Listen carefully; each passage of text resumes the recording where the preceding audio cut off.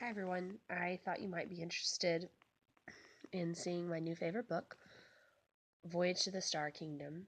Um, it's a book that I think tells a wonderful story and maybe helps with anyone who has grieved the loss of a loved one.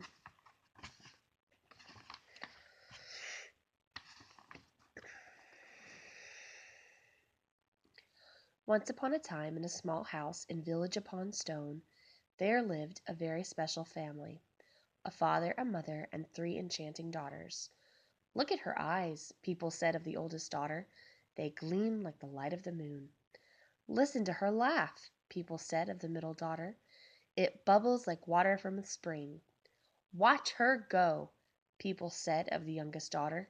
"She is as fearless as a lion." One morning, a storm appeared over the house. None of the villagers knew where the storm had come from or why it hovered only over the family's house, but everyone agreed that the family should not weather it alone. "Please take our umbrellas," said one villager. "Let me patch your roof," offered another. The villagers joined hands around the house. "We will pray to the Star King. He may not quiet the storm, but he will always send help." And so the villagers prayed. It stormed for days. The villagers repaired the family's house, but water still crept through the cracks, and it puddled on the floor. The puddles grew into pools, and the pools became a flood. "Didn't the Star King hear our prayers?" asked the father. "Doesn't he see the storm?"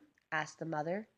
The father and mother trusted the king, but they had never endured a storm like this. What if he had neither heard nor seen? Just then something huge soared through the window. It had wide green leaves and a white flower in its center. "It's a water lily," shouted the youngest daughter. A frog poked his head through the petals. "I bring you a gift from the Star King," he croaked. "When the waters rise, he will always send a boat."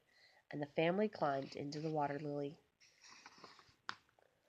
Wind gusted through the house. The family shivered. "It's so cold," said the oldest daughter. "I wish we had a blanket." "A beautiful one with bright colors," added the middle daughter.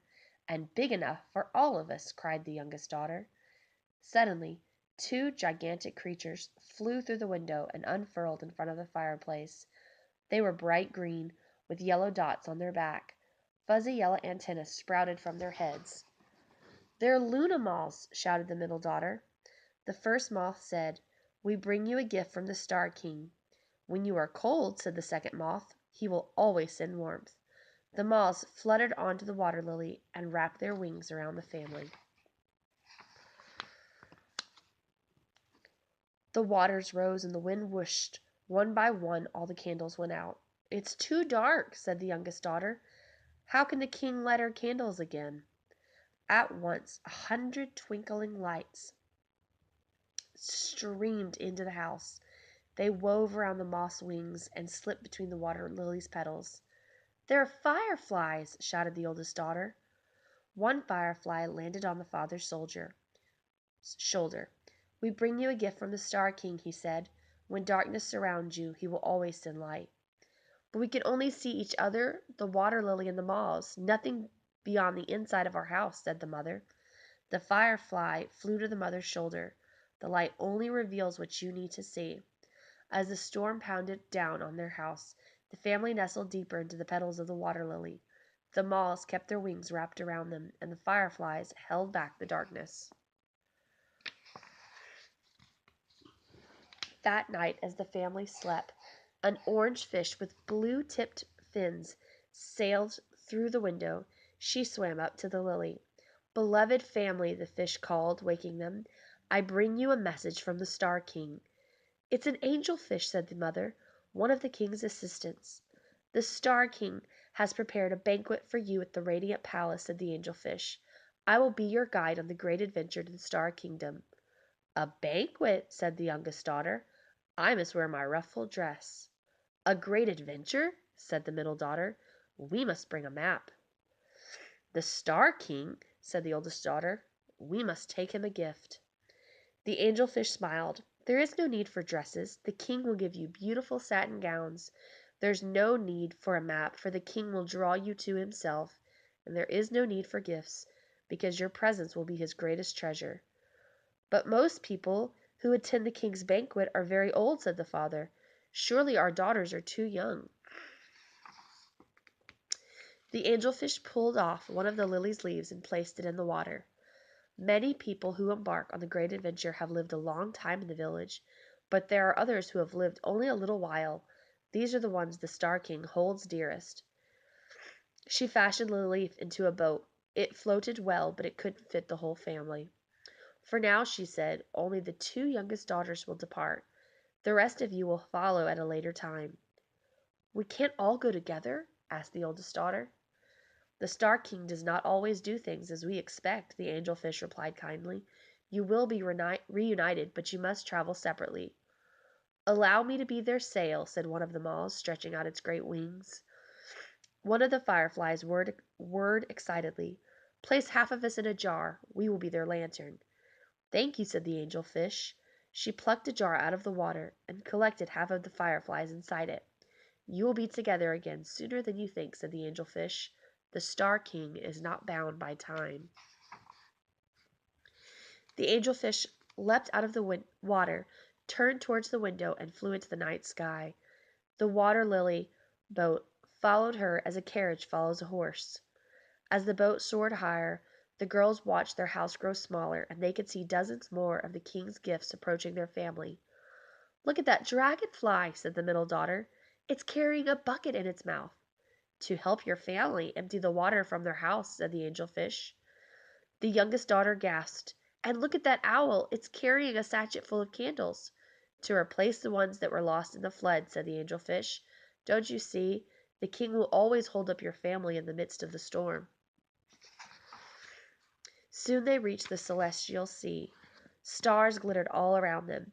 Village upon stone was too far away to see, but the star kingdom hadn't yet appeared. What is that? Asked the middle daughter, pointing straight ahead. A great shadow lurked in front of the boat. It was so dense that it blotted out many of the stars. The angelfish flew faster, tugging the boat along behind her. The Prince of Darkness fights the Star King at every turn. The shadow is his attempt to separate us from the king. Will it hurt us? Asked the youngest daughter. Fear not, said the angelfish. It carries no sting for you. Release your light into the sky, and you will see the Prince of Darkness has already lost the fight. At that moment, the girls remembered their jar of fireflies. It glowed brightly from the bow of their boat. The middle daughter picked it up. She looked at her sister. Ready? The youngest daughter nodded. Together they lifted the jar over their heads. The fireflies scattered into the dark sky, revealing a great host of other angelfish around the boat. They darted through the shadow over and over, creating a new hole each time. When did they get here? Asked the youngest daughter. The angelfish replied, They have been here all along. The king has many warriors fighting for you, whether you see them or not. Warriors? Echoed the middle daughter. I thought you were his assistants. To assist the king is to fight evil, said the angelfish. They are one and the same.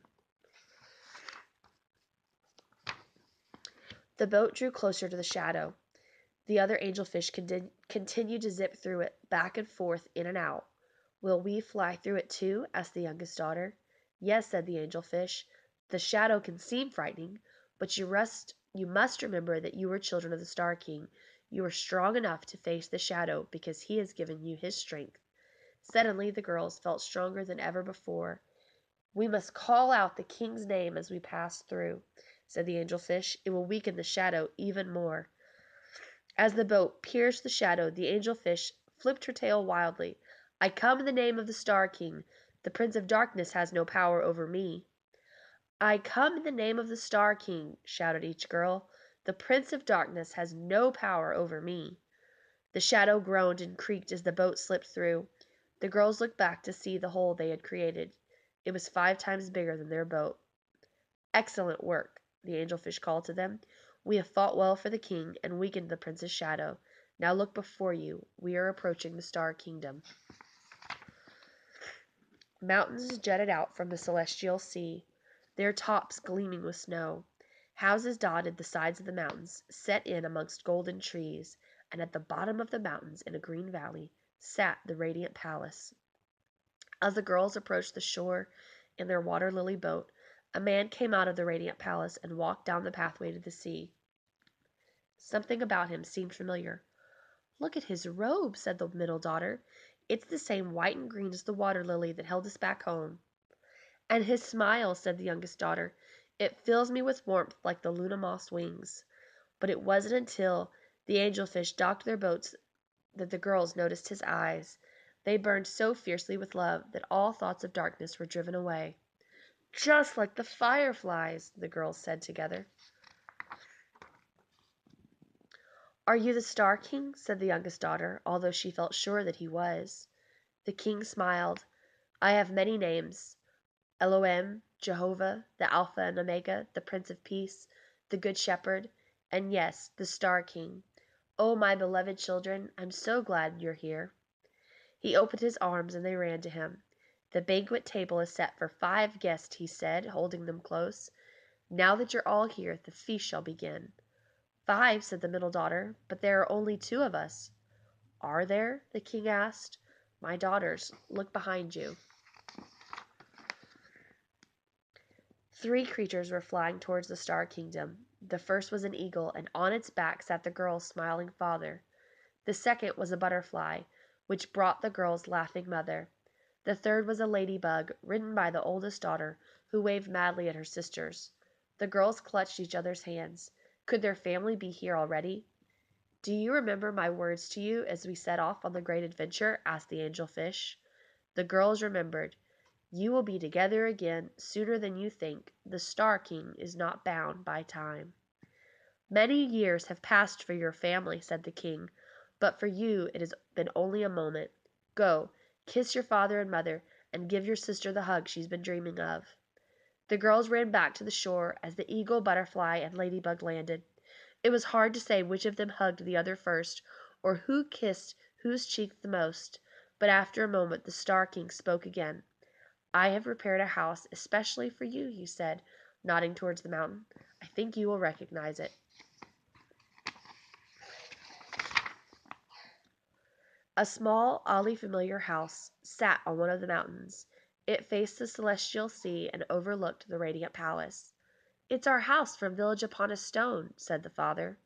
"And yet it isn't," said the mother. "Not quite." The holes in the roof were gone. They hadn't been patched. It was more like they had never existed at all. Even from the shore the family could see smoke curling up from the chimney. There must already be a fire in the hearth, warm and bright. But the best part was the space over the house, which was clear, sunny, and decidedly unstormy. "When you are ready, the celebration will begin," said the king. "Welcome home." From that moment on, there was no more fear or sadness, no more crying or pain. It never stormed, it never got too cold, and the lights never went out. But most importantly, the family was together, forever and always, and they lived joyfully ever after, because the Star King had made all things new.